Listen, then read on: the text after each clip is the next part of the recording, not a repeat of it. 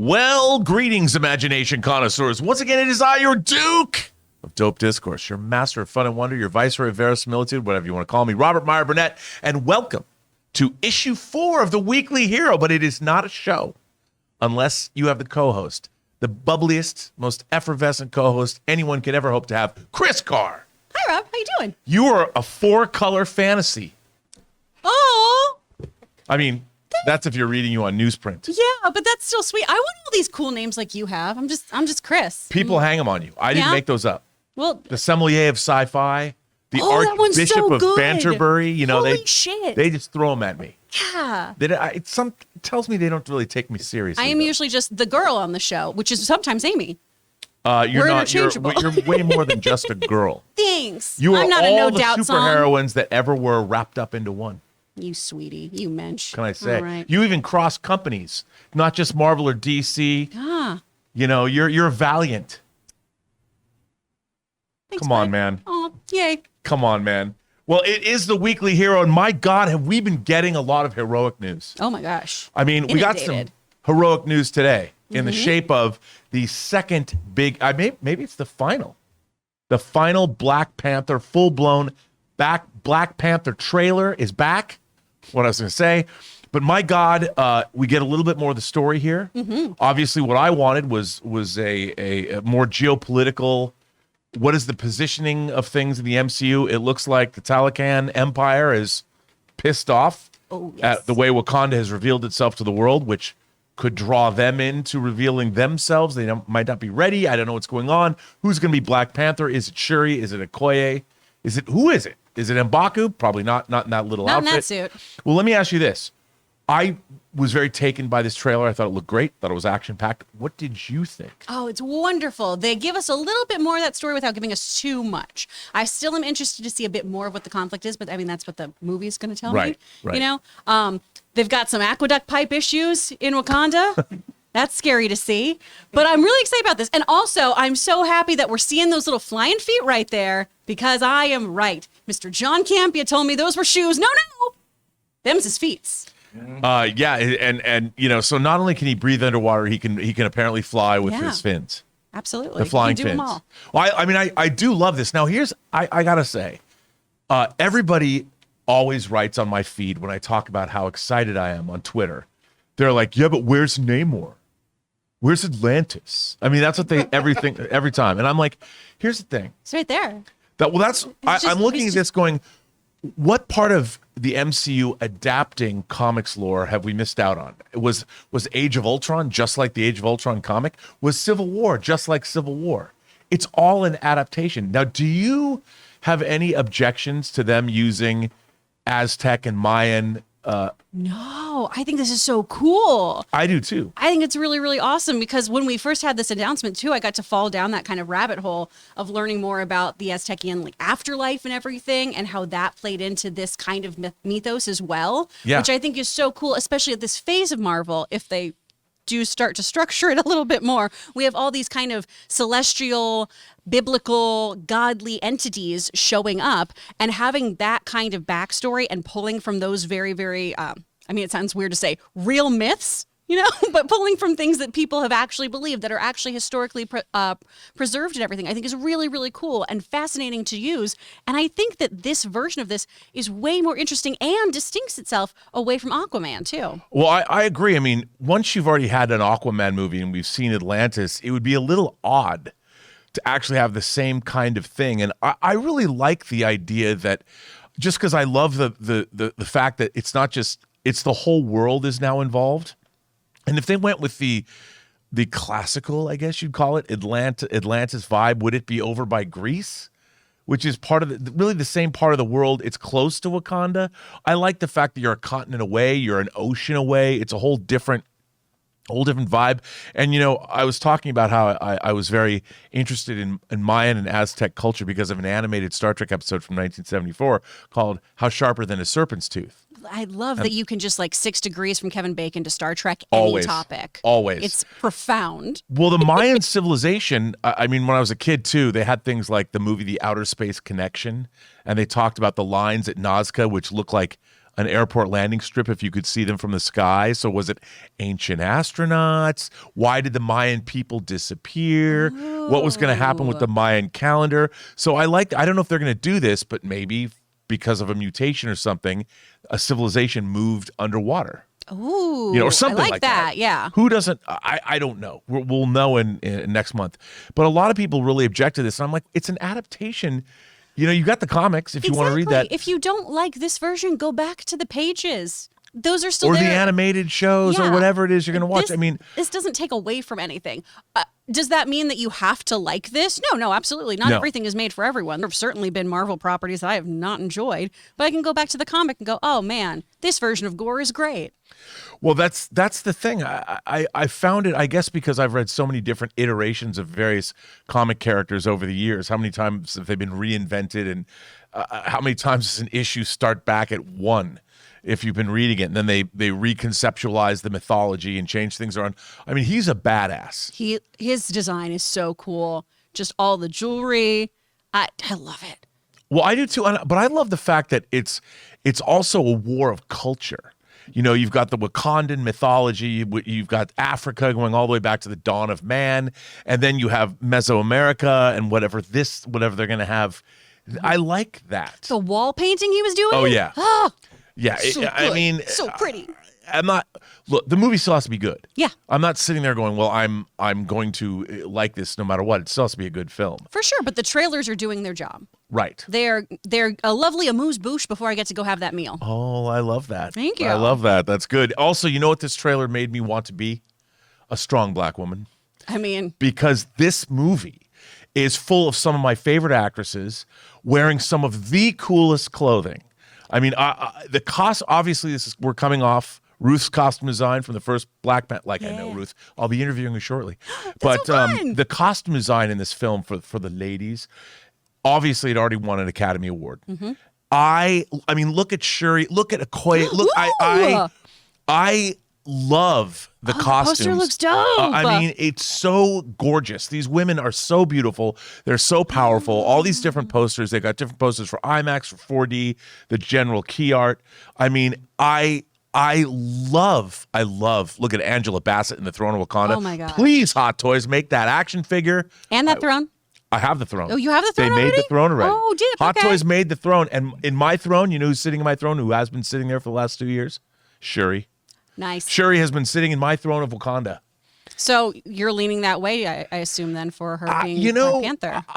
I could understand. Like, I know John talks about her not being a fighter, but look, if you're taking super herb, and taking the flower, that doesn't just make you a great combatant. But it imbues you, if it's the power of your ancestors, maybe you're channeling that in institutional knowledge through the generations, like the Avatar state in Avatar. There you go, Yeah. Exactly. And I look at again these costumes. These are stunning. Look at Lupita Nyong'o. My God. Mm-hmm. Well, Angela Bassett is just And look an at incredibly M'Baku. regal person. Like every shot from the trailer of her is just a piece of art. Just she's so powerful in every frame that we've seen so far. I'm really, really excited for her to really just like own in this I just movie. really, it's funny because in the trailer, I keep focusing on the fact that the ladies are really front and center here. Mm-hmm. And I love this. And you talk about representation. I mean, the between two different cultures, world cultures, bringing more of this to us, to the planet. A lot of people talked about the representation in Black Panther, but I felt like just in the trailer, there was even more of it in this because it wasn't about one dude. It's called Wakanda Forever. It's a nation. It's a world. It's a lineage. It's generations of this land. And what does it all mean? I can't wait for this. I'm really, really, of all the Phase 4 stuff, I'm most excited for this movie. Same. It better not suck. I really hope it doesn't suck. I hope it doesn't suck. And now, speaking of stuff that we might not get at all, Blade. Now, again, heartbreak doesn't feel good in a place like this. It does not. It doesn't. And one of the things that I've been most interested in is the supernatural aspects of the MCU. Now, if Blade exists and the whole Daywalker mythology exists, I mean, there's an X-Men comic. The X-Men meet Dracula it's Tomb of Dracula. It's canonical. Tomb of Dracula, part of the Marvel Cinematic Universe. I've always wondered like Mutants, how are they going to deal with the supernatural? And I figured you've already got 3 Blade movies to look back on and see what worked, what didn't work. And Guillermo del Toro directed Blade 2. I was really sorry to hear the director walked, and we're hearing rumors that the script isn't good, which I find so hard to believe. They've been trying to make this movie for 3 years. Do you think Blade will ever get made? I really do. We talked about this on the main show. I really believe that this film will. You have so many things that should be working here, right? The most of which is your lead actor. I mean, Ali is a force, a 2-time Academy Award winner. And I understand the frustration of this not moving along because, boy, is this just like dragging trying to get this into production. Not even like we're not even struggling with, the post effects. We're trying to just film the dang thing. I really think, though, that this is going to happen because we do have the supernatural coming into play already. We had that lovely post-credit scene real quick with Dane. We've got Werewolf by Night coming. Yes. We've got Werewolf by Night coming. So we have to address the supernatural elephant in the room here. We have to do all of that. My concern right now isn't so much will Blade get made, because I absolutely think it will. My bigger concern is will Blade get made with him?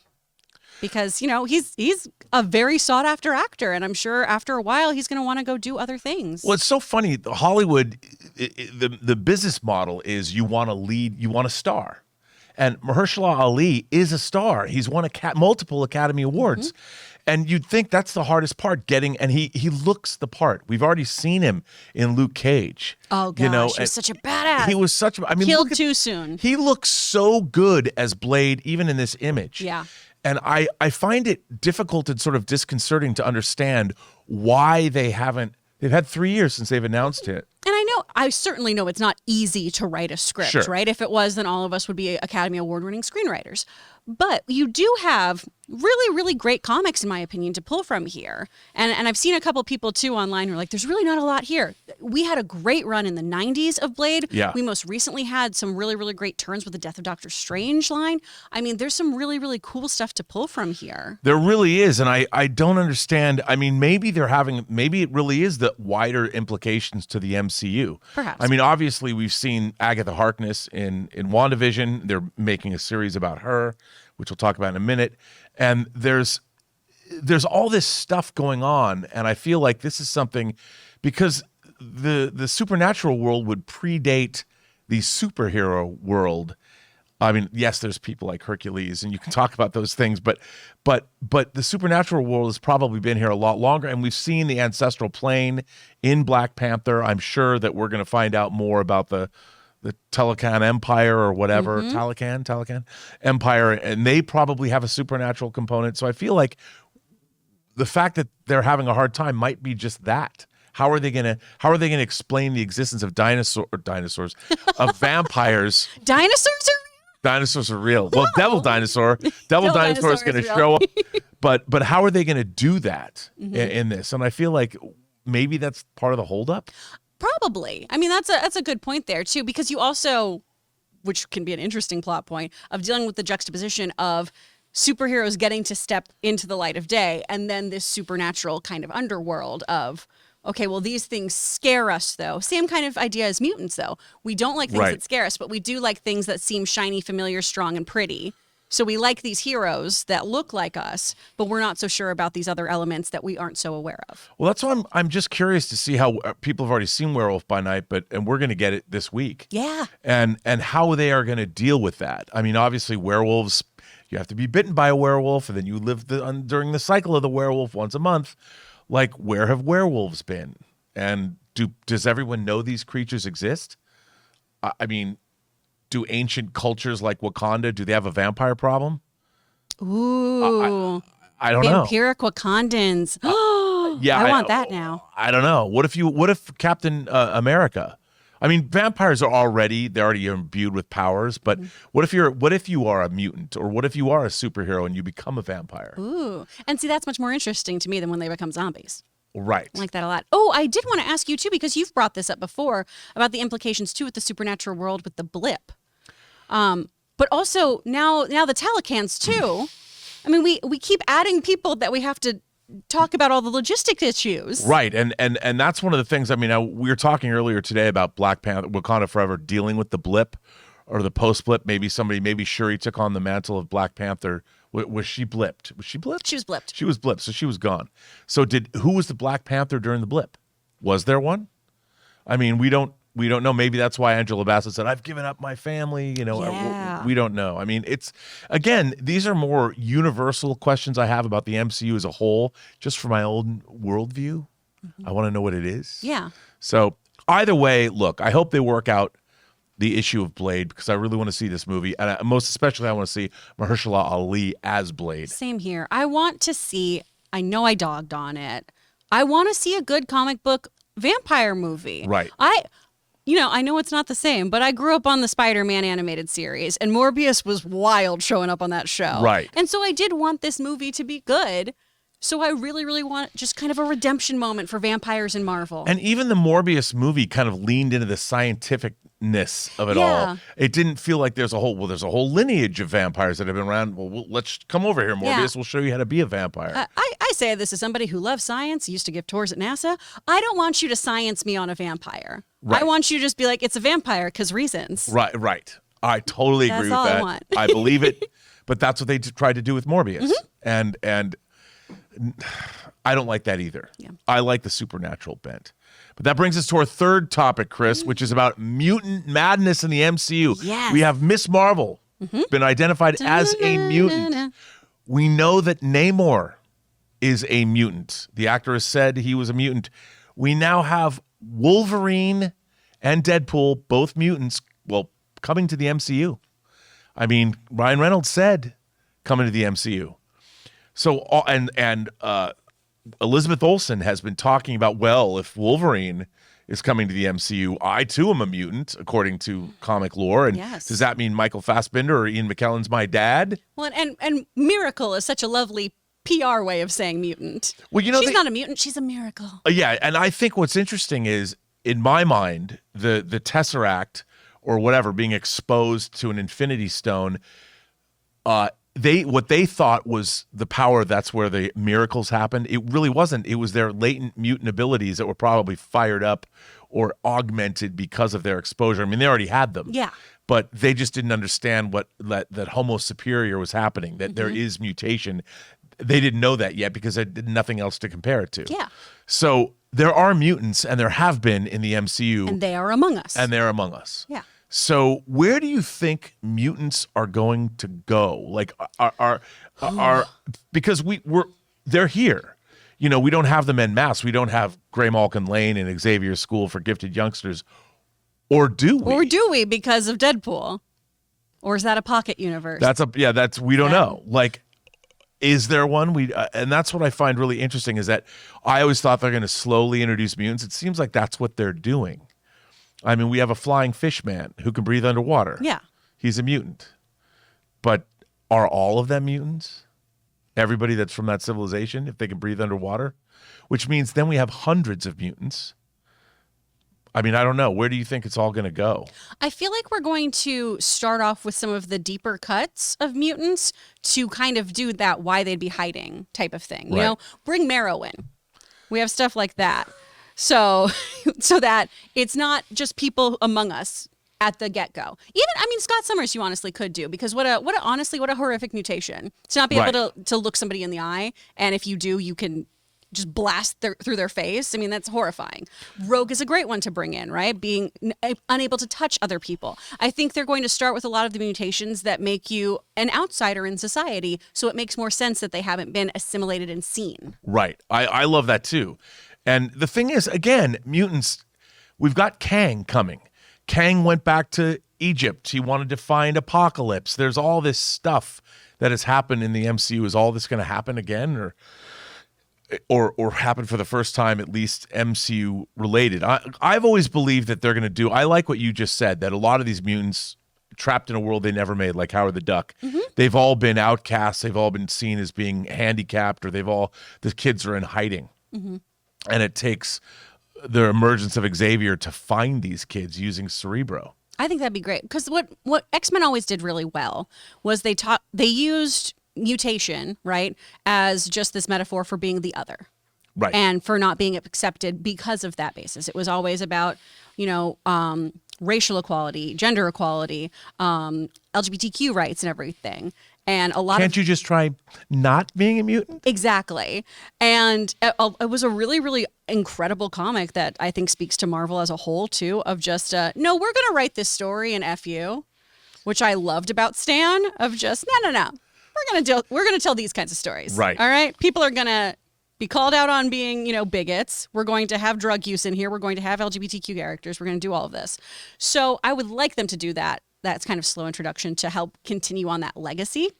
But you bringing up King, though, maybe that's kind of our reset button of if Kang's going through time and switching things up, and then we have all the mutants front and center then. I mean, I still do like the idea that it was Wanda that sent them away and we get a reverse I love House of that. M. I really wanted your pocket animated dimension to be a real thing. I thought that was so cool. And then I got mad about it. I was like, this is dumb. I want Rob's idea now. I just think that maybe she did send mutants away. And it still could be on the table. Although that would kind of be a cheat as far as the universe goes because there's such a lineage. It's just funny to me that by not having mutants in the MCU now, it's such a hindrance for them because I'm sure it's a headache if, we have going to bring these, have they been here all the time? But it's to me, that's why I guess I'm so interested in the supernatural aspects of it because if there's supernatural characters that have always been here, that's kind of going to show us the path about how they're going to deal with mutants. Yeah. Because I don't want them to just like show up. Mm-hmm. I want them to have all been a part of society. So, well, I mean, it's going to be interesting to see where they go. They're slowly introducing mutants. We're going to see. I think we're going to find out more in Wakanda Forever. I guess I expect Wakanda Forever to be the end-all, be-all thing that's going to explain away everything going on with the Marvel Universe right now. Here it all is. I'm sure that's not going to be the case. Man. You got to slow your roll because that's what I thought for Doctor Strange. I was like, this is going to set so many things up. Oh, my goodness. This is laying the groundwork. And then, it was fun. Yeah. Well, that brings us to our favorite segment. Rob and Kris have issues. We have a good issue, one of my favorite issues. I'm glad you said, okay, we'll do this. Yeah. It's one of my favorite comics. It's decades old at this point. It is actually an annual. It is Avengers Annual 10, written by, speaking of mutants, Chris Claremont, and drawn by the great Michael Golden. And in my mind, Kris, this comic book has everything. And we're going to talk about it right after we hear from the sponsor for today's episode of The Weekly Hero. Guys, we want to take a second to thank a sponsor of today's video, Amazon Pharmacy. I don't know about you, but when I need to go to the drugstore, I always seem to wait till the last minute, hoping that they'll be open, or I get stuck in a line, or both. And that's why I love Amazon Pharmacy. Yes, that Amazon. Amazon Pharmacy delivers a better pharmacy experience that delivers directly to your door and works with most insurance plans. Amazon Pharmacy helps you save time, save money, and stay healthy. They have transparent pricing, so you know what you'll pay before you pay it. That is clutch. As an added bonus, Prime members can save up to 80% on their prescriptions. And like I mentioned earlier, Amazon Pharmacy works with most insurance plans. And if you ever have any questions or problems, real pharmacists are always available at Amazon Pharmacy, no matter the time of day or night. A pharmacy that works for your life, with meds delivered to your door. It doesn't get any better than that. Switch to Amazon Pharmacy and save time, save money, and stay healthy. Learn more at amazon.com/Campea. That's amazon.com/Campea. Average savings based on usage and Inside RX data as compared to cash prices. Average savings for all generics are 78%, 37% for select brand medications. Restrictions apply. And thank you to Amazon Pharmacy for sponsoring issue 4 of The Weekly Hero. Mm-hmm. So, Kris, back to one of the greatest single-issue superhero comics I like of all time. Now, what's interesting about this, there was a Miss Marvel comic series that starred Carol Danvers as Miss Marvel before she became Captain Marvel. Mm-hmm. And it was canceled at issue 23. Yeah. And the story was picked up in Avengers Annual 10. And this comic book opens with a body plunging off the Golden Gate Bridge. I don't like this cover. I've never liked this cover very much. What are your issues with it? It's too busy. I want a giant. I mean, I understand they had to say, There's a lot happening. we got the new Brotherhood of Evil Mutants. We've got Iron Man. We got Spider-Woman. We got X-Men. We've got the Avengers. I mean, I get it. And a 10-speed racer. Formula 10. I don't dig this cover, but that's all right. You know, it's a classic comic cover. But it opens, here you go. The first page is epic. First page, and first of all, look at Golden's unbelievable art here. I mean, this drawing of Spider-Woman catching, they don't know who this is. You love to see a spider person catch someone off a bridge, though, and it go well. You really like to see that. No, thwip it snap. That's, no. Whew. Crack. Whew. None of that. So it starts with a mystery. A woman whose mind has been wiped. We don't know what's going on. And it sort of goes from there. The new Brotherhood of Evil Mutants start to attack the Avengers. As a matter of fact, again, look at this artwork. Captain America is getting his ass handed to him right here. America's ass is on the ground. So what did you think of this issue? What did you think of the storyline? This is so epic and fun. And I forgot how extra powered Rogue was going into this too, because we focus mostly, again, 90s kid, the animated series was kind of one of my gateway drugs into comic books. It was that and Sailor Moon. And I was like, I'm going to fall down this rabbit hole. Rogue, in this, she can not only take people's powers and life force, but their memories. And there she is, by the way, I forgot to mention, this is the first appearance of Rogue. Yes. And look at this design.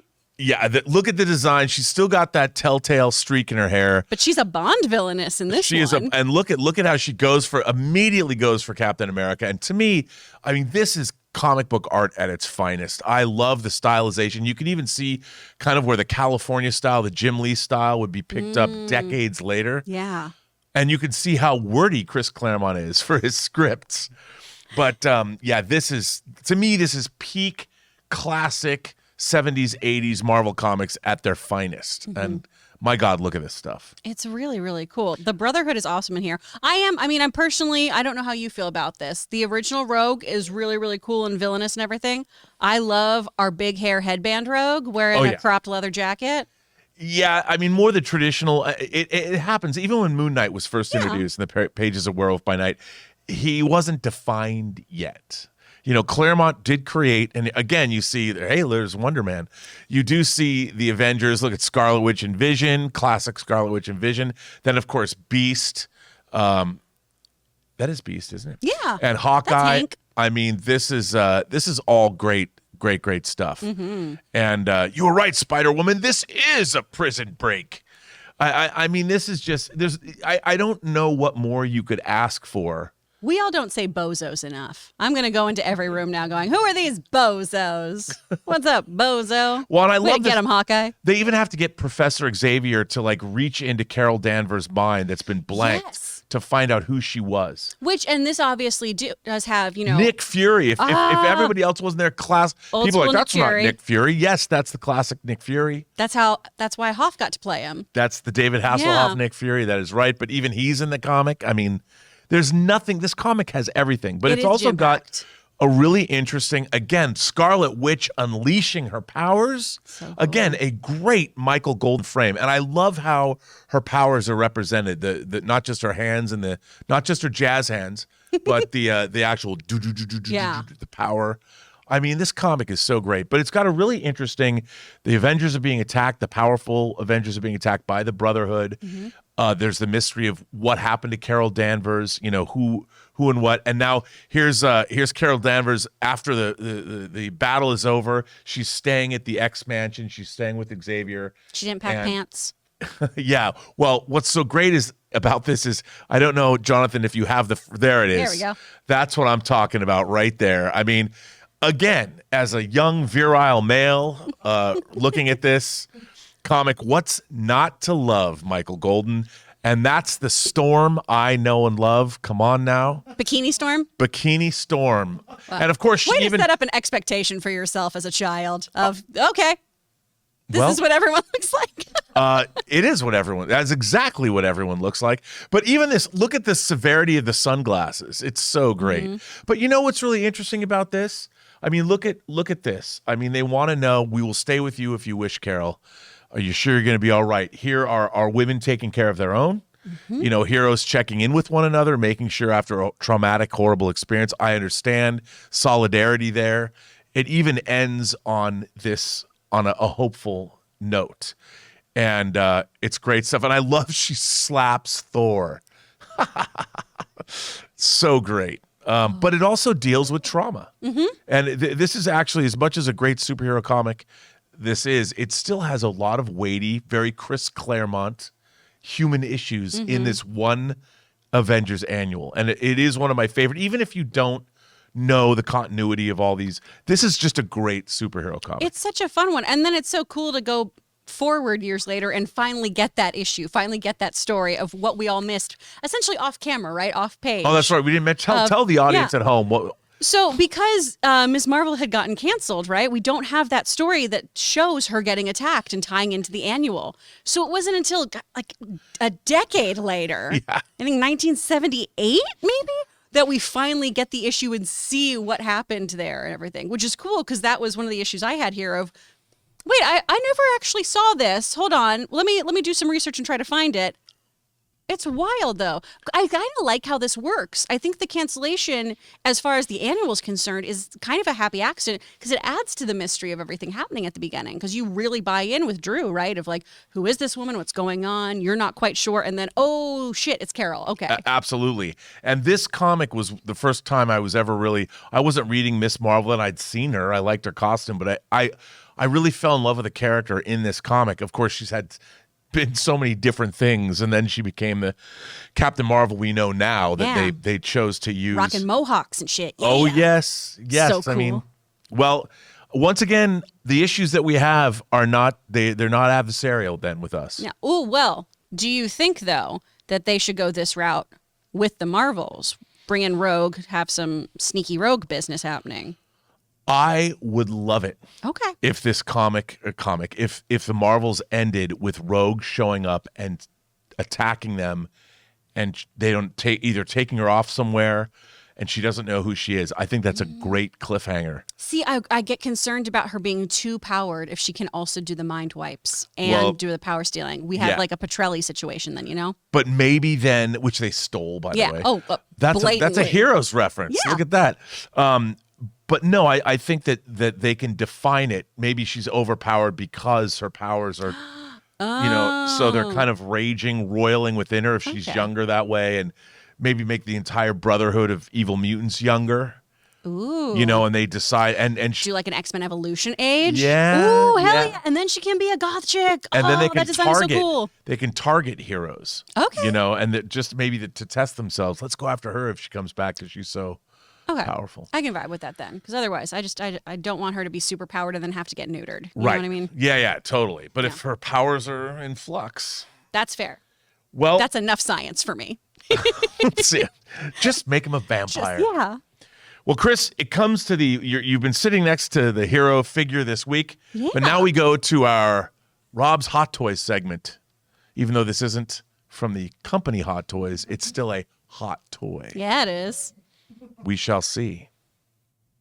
All right, so I'm here with Rob. Rob, which figure did you bring with you today? Well, today is not a hot toy figure, but it is a 6th scale third-party figure, i.e. it's a bootleg figure. They don't have the rights to make it, but they do it anyway. And a lot of toy companies out of Asia do this because no one has made, Hot Toys has not made this figure, although they have announced their own that's going to come out in 2 years. So this figure is made by Toys Era, and it is Otto Octavius from Spider-Man 2, and now, of course, Spider-Man No Way Home. Alfred Molina.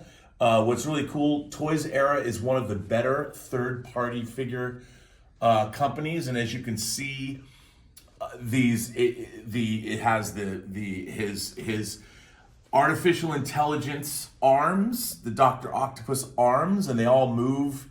They're not as stiff as I would like, but you can still, as you can see, pose them in an effective pose. I mean, I don't know why he's flying here. Really, I shouldn't. I just put him on the stand to have him up. I guess two of his arms should be supporting him like legs. I just thought that would be a cool pose to film in.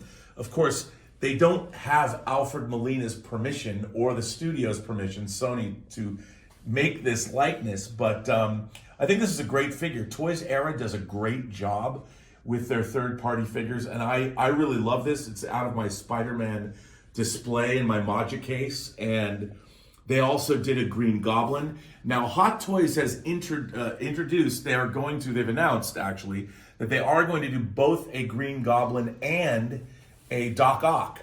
And of course, they're not going to come out for 2 years, so you can pre-order them. I'm sure they're going to be great figures, but for right now, I have this along with the Green Goblin in my Spider-Man display. And as you can see here on the stand, Taylor, they just call him the Ock. Because they can't call him Dr. Octopus, because then they would get sued. Even though everybody knows what this is, I think this is a great figure. And, you know, third-party figures have really stepped up their game in recent years because, you know, it's hard. They're only going to license out marquee characters. And the toy companies, in order to make their, whatever they make profitable, they don't know whether something like this would sell. Obviously, before Spider-Man No Way Home, Dr. Octopus was from a movie that came out 20 years ago, essentially, almost 20 years ago. So they never knew, like a Hot Toys, would they make this? I mean, I don't know. Now they will because of the worldwide success of No Way Home. But up until then, there hasn't been one of these. But I'm happy to have it in my Spider-Man display along with the Hot Toys Spider-Man 2099, which is going to be in Across the Universe, along with their Green Goblin and a bunch of other Spider-Man action figures. Very happy to have this in my display right now. It's a lot of fun.